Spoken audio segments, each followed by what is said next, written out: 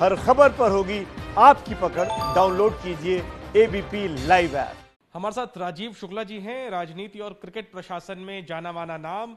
महेंद्र सिंह धोनी के संन्यास पर बात करेंगे इनसे। उससे पहले आपको एक बार याद दिला दे फिर से कि 2007 में जब महेंद्र सिंह धोनी ने T20 विश्व कप भारत को दिलाया था, तब टीम के मैनेजर के तौर पर राजीव शुक्ला जी मौजूद थे दक्षिण अफ्रीका में। सर, कैसे, किन शब्दों में आप धोनी के पूरे करियर को, पूरे व्यक्तित्व को देखते हैं, और जो संन्यास की खबर तमाम प्रशंसकों, देशवासियों के लिए एक झटका भरा रहा, राजीव शुक्ला जी के लिए जो संन्यास की खबर थी वो कैसे आपने लिया? देखिए, इसमें कोई शक नहीं है कि उनके संन्यास लेने से, ये उनका फैसला उन्होंने लिया, लेकिन क्रिकेट में निश्चित रूप से एक शून्य पैदा होगा उस जगह पर। उनके स्लॉट को भरना इतना आसान नहीं होगा उस जगह को, क्योंकि इस तरह का कैप्टन, इस तरह का विकेट कीपर, इस तरह का बल्लेबाज, तीनों गुण उनके अंदर थे।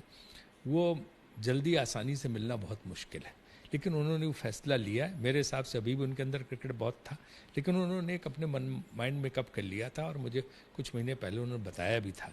एक शादी में मुझे मिले थे तो अलग से ले जाके बात की थी, जिसमें उन्होंने कहा था मैं टीम इंडिया के लिए अभी आगे नहीं खेलूँगा, मैं बिल्कुल तय कर चुका हूँ, लेकिन रिटायरमेंट अभी मैं नहीं ले रहा हूँ, अभी फिटनेस पर जोर दे रहा हूँ और IPL खेलूँगा। लेकिन उन्होंने ये माइंड मेकअप कर लिया था कि वो टीम इंडिया के लिए नहीं खेलेंगे। तो मेरे लिए कोई बहुत आश्चर्य की बात नहीं थी, लेकिन उनका जाना इस तरह से क्रिकेट छोड़ के लोगों को लग रहा कि भाई ये अचानक हुआ फैसला, और उन्होंने सचमुच लिया भी।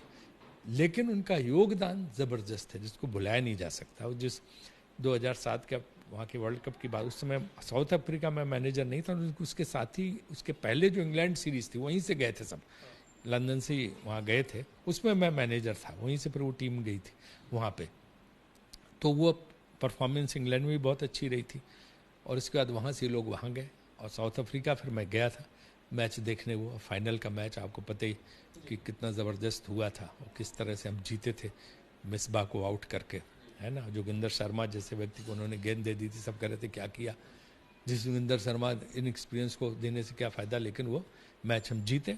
तो ये उनके अंदर एक खासियत थी कि किस समय क्या करना है, कौन, एक एक सेकंड पे रणनीति बदलते थे, हर गेंद पे रणनीति बदलते थे और जीत हासिल करते थे। जीत हासिल करने का उनका जो हुनर था वो कमाल का था, और यही उनकी सबसे बड़ी खासियत थी कि हार को जीत में कैसे बदलना, कैसे जो है हार को बदल के शेर के जबड़े से निकाल लेना जीत को।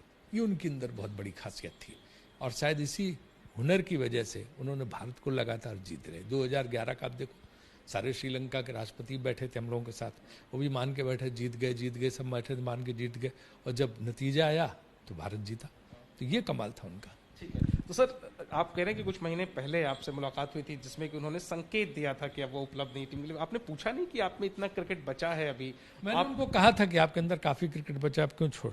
लेकिन उनका देखो, मैं ही समझता हूँ कि उम्र के जिस बड़ाव पे मैं आया हूँ कि मुझे अब टीम इंडिया के लिए नहीं खेलना चाहिए, दूसरों को मौका देना चाहिए, और भी तो आगे आने वाली जो पीढ़ी उसको मौका देना चाहिए, नए खिलाड़ियों को मौका देना चाहिए, उनको आना चाहिए।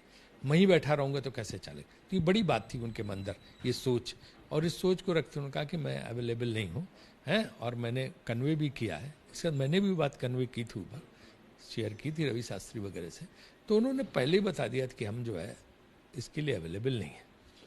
और निश्चित रूप से मुझे लगता है कि उन्होंने सौरव गांगुली और जय शायद दोनों से बात करके तय किया होगा। एक आखिरी में मैं पूछूंगा सर कि धोनी के लिए फेयरवेल मैच की मांग की जा रही है कि एक फेयरवेल मैच हो धोनी के लिए, तो आपकी क्या राय है? और रांची में हो, हेमंत सोरेन मुख्यमंत्री झारखंड, उन्होंने मुझे ऐसा लगता है कि हेमंत सोरेन मुख्यमंत्री झारखंड के, उनका अपना लगाव है धोनी से, और एक भावुक लगाव होगा, उसको ध्यान में रख के उन्होंने ये जो है मांग की है।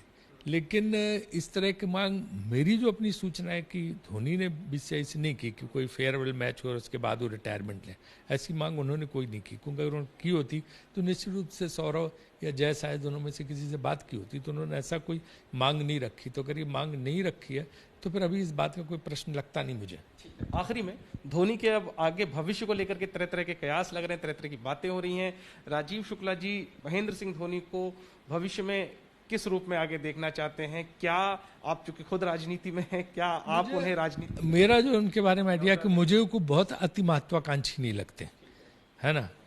वो रिलैक्स रहना ज़्यादा पसंद करते हैं, मोबाइल फ़ोन तक अपने पास नहीं रखते हैं, उनको बात करना लोगों के लिए बड़ा मुश्किल हो जाता है। तो मुझे लगता है वो रिलैक्स रखना ज़्यादा पसंद करते हैं। उन्हें बड़ी कोई चाहत नहीं, कोई लालच नहीं, कुछ नहीं। तो मुझे नहीं लगता कि कोई वो जो है बड़ा भारी कोई प्लान बनाया होगा। लेकिन उनके बारे में आप प्रिडिक्शन भी नहीं कर सकते। अगर कोई प्लान बनाया होगा तो जरूर सक्सेसफुल होंगे, क्योंकि कॉम्पिटेंस, टैलेंट उनके अंदर है। आप उन्हें जानते हैं, आप राजनीति को जानते हैं, भारतीय राजनीति को, क्या लगता है आपको, क्या भारतीय राजनीति उनके लिए ठीक? सारी पार्टियां चाहेंगे कि उन्हें अपनी तरफ खींचे। आप चाहेंगे कांग्रेस में आए? नहीं, सारी पार्टियां चाहेंगे कि उन्हें अपनी तरफ खींच। लेकिन क्रिकेट प्रशासक के नाते मैं ये कहूँगा कि जो खिलाड़ी अपना डिसाइड करना चाहिए वो करे।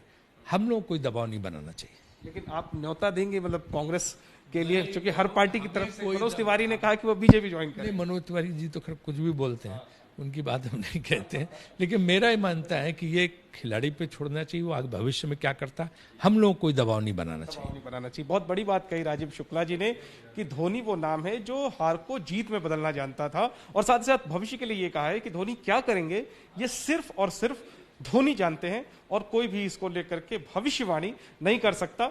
और जाहिर सी बात है, धोनी जो भी करेंगे उसमें वो उसी तरीके से कामयाब होंगे जिस तरीके से वो क्रिकेट के मैदान में कामयाब हुए। कैमरा पर्सन अजय तिवारी के साथ Jainendra, ABP news, Delhi. ABP news आपको रखे आगे।